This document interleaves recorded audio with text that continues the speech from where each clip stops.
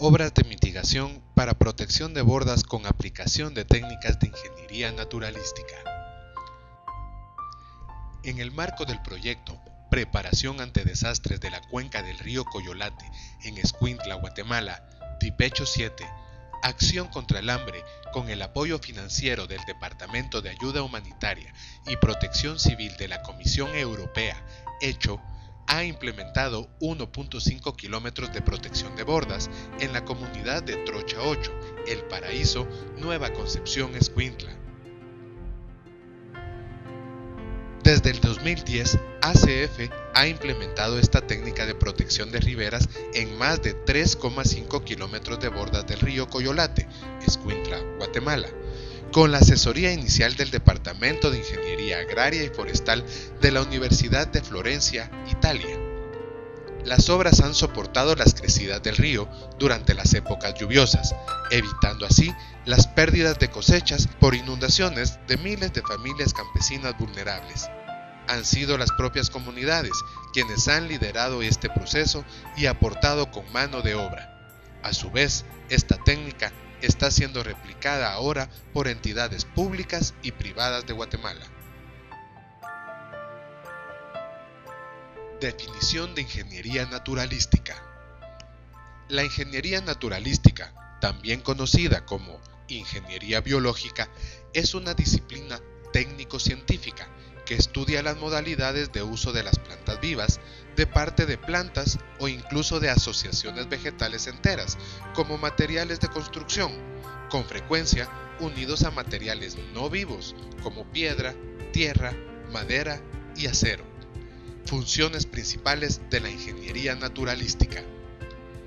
Estas obras cumplen una función hidrogeológica, de consolidación de las bordas y del terreno a través de la cobertura del mismo y de las raíces de las plantas, la contención de las precipitaciones atmosféricas, la protección del terreno de las erosiones debido a la acción de las crecidas, y cumple también una eficiente función de drenaje.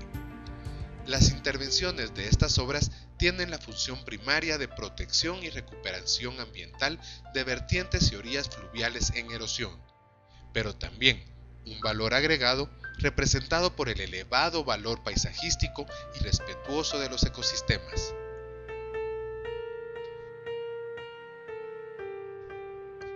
Importancia de la ingeniería naturalística. Constituye actualmente una alternativa válida a las obras de ingeniería tradicional, aun si, en algunas circunstancias, los métodos clásicos de ingeniería civil no pueden ser abandonados. Desde el punto de vista legislativo, el uso de este tipo de adecuaciones cada vez recibe más incentivos, no solo por el indudable valor ecológico y de recuperación paisajística, sino también por la competitividad económica con respecto a las intervenciones clásicas. Ventajas y desventajas de la ingeniería naturalística. Costos reducidos en comparación con las obras tradicionales. Uso relevante de la mano de obra local, que constituye el punto principal de gasto con los consecuentes beneficios económicos para la población interesada. Preferencia por la utilización de materiales de origen natural y que se consiguen a nivel local, que reducen los costos y aseguran una inserción paisajística perfecta. Participación de profesionales de distintas especializaciones. Acción estabilizadora dinámica. Aumenta al pasar del tiempo, gracias al crecimiento de las plantas, a lo contrario de lo que sucede en las obras tradicionales como los muros de hormigón y piedra, que ven bajar su eficacia durante los años. Diseños de fácil aplicación, lo que permite la réplica de la experiencia. Amigable con el medio ambiente. Sostenibilidad social y económica. Disponibilidad de recursos. Genera capacidades organizativas. Rápido crecimiento de las especies seleccionadas. En cuanto a las desventajas, es necesario un mantenimiento regular, poda de las plantas que hayan crecido demasiado, límite del espesor del suelo que es posible consolidar debido a la profundidad alcanzable por las raíces de las plantas, proceso a mediano plazo, 6 meses, es decir, si en los primeros meses de implementación de las obras hay crecidas fuertes, estas no soportarían. Metodología del trabajo. El trabajo desarrollado para la realización de estas obras ha sido caracterizado por la búsqueda del mayor involucramiento posible de los actores locales y municipales en el proceso. De hecho, desde las primeras fases de visita de campo para identificar sitios potenciales de intervención, coordinado con autoridades locales, alcaldías, Comred, Colred y con la comunidad en general. Tipología de la intervención realizada. El diseño denominado recubrimiento total como tipología propuesta se utiliza a menudo en donde las riberas están sujetas a fuertes erosiones, crecidas de ríos y desbordamientos. La relativa facilidad de la realización, así como la utilización de casi exclusivo de especies y materiales vivos sin elementos estructurales artificiales, constituyen características que se adaptan bien a los objetivos de la intervención. Previo a la ejecución de la obra en campo, se realiza la identificación de los bancos de materiales vegetales para la disponibilidad, logística de trabajo y cálculo de materiales a utilizar. Las diferentes fases de realización se pueden sintetizar de la siguiente forma. Fase 1. Limpieza y remoción de piedras, reperfilado y preparación del área o borda a trabajar. Fase 2.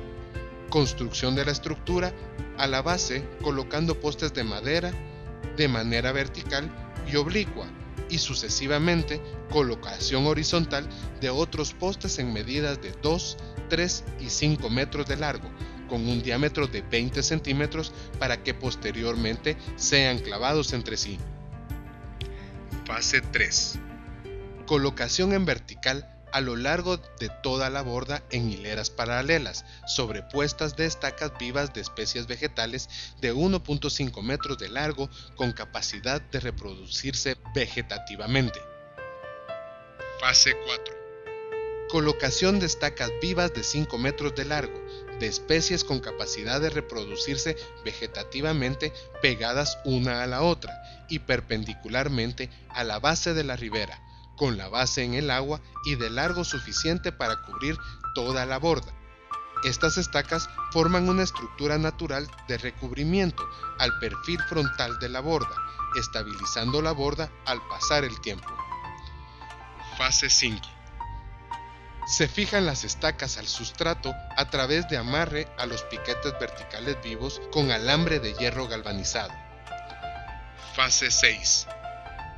Para tener la vegetación necesaria en la parte frontal de la borda, se siembran estacas de especies regenerativas, ya sean pastizales como el napier, zacatón, pangola, etc. Fase 7. Aplicación de un sustrato de tierra fértil encima de las estacas sembradas, vertical y perpendicularmente en toda la borda protegida. Esto se realiza cuando el material es demasiado arenoso. Fase 8. Al lado de la borda se construyen gaviones de costales en una hilera de postes de sauce, al pie de la borda con el objetivo de poder desviar el cauce del río hacia el centro del mismo y asimismo reducir la velocidad de las crecidas medias. El otro fin sería para obtener una mejor consolidación y limitar eventuales peligrosos acúmulos de agua. Esta estructura de gaviones se realiza en condiciones de curvas bien pronunciadas de los ríos. Cada gavión se definirá el tamaño y distancia entre cada uno, dependiendo de la dinámica del río. Asimismo, la cantidad de los mismos dependerá del diseño y tamaño de la obra. Fase 9. Mantenimiento de las obras. Esta actividad es muy importante. Para la sostenibilidad, se debe dejar todo material vegetativo que rebrota y nace en la borda. Para fines de estabilización de la misma, los brotes vegetativos deben de tener un promedio de 3 metros de altura, para no tener una masa forestal muy pesada y menos resistente a las crecidas. Se debe reforestar 20 metros a lo ancho de la ribera, con especies de árboles adaptados a la zona, esto para fines de protección y recuperación del ecosistema en las riberas.